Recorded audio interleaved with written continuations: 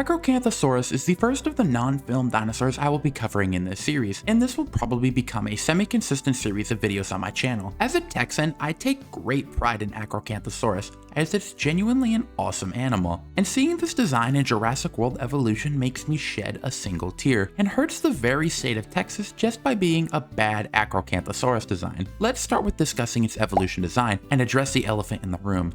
I don't hate that it's bulky. I love my fat Acrocanthosauruses, and I think it fits the creature quite well, but that is where my praise ends. To start off with, the head is far too boxy and could pass for a somewhat decent Tyrannosaurus skull, which is disappointing as Acrocanthosaurus had a pretty unique skull compared to other theropods, and for an animal named after its tall spines, they should be a lot more defined than they currently are. And the arms are also a little small for my taste, with them being the size of Tyrannosaur arms. And the skins are extremely disappointing, especially since it had some of the best skins in Jurassic World Evolution 1. The transition to the second game wasn't too kind to it in the skin department, and with all the major flaws in the design discussed, let's move on to the redesign, starting off with its skull, which should be a lot less boxy than it currently is. In addition, it should also be taller, as its skull was pretty tall for a theropod of its size, with defined crest similar to the one Concavinator has. The neural spine should also be more pronounced than the current version of Acrocanthosaurus, as it's the creature's defining trait. The arms should also be longer than they currently are, as they almost feel like Tyrannosaur arms. Finally, while I like the bulky Acrocanthosaurus, it should be made a bit thinner to allow its head and spines to be more pronounced than they are in the current version. To illustrate my ideas for Acrocanthosaurus, the wonderful Wolf Talon made this sketch of what the Jurassic World Acrocanthosaurus should look like, and it's lovely, with the defined crest, spine, and larger arms that I was talking about, with the superior pattern from Jurassic World Evolution 1. Overall, the Jurassic World Evolution Acrocanthosaurus is a disgrace to all things Texas, and I hope Frontier eventually revisits its design. The redesign should hopefully make Acrocanthosaurus feel more like itself than it currently does in the Evolution franchise, and hopefully it gets those changes one day.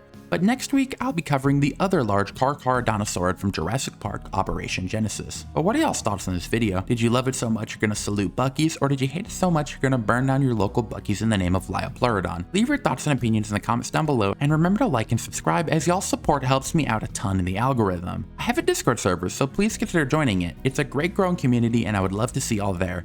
But I have to leave now, so bye bye y'all. Have a nice day.